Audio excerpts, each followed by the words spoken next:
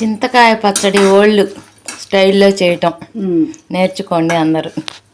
పచ్చిమిరపకాయలు, ఎండుమిరపకాయలు, మెంతులు, ఆవాలు,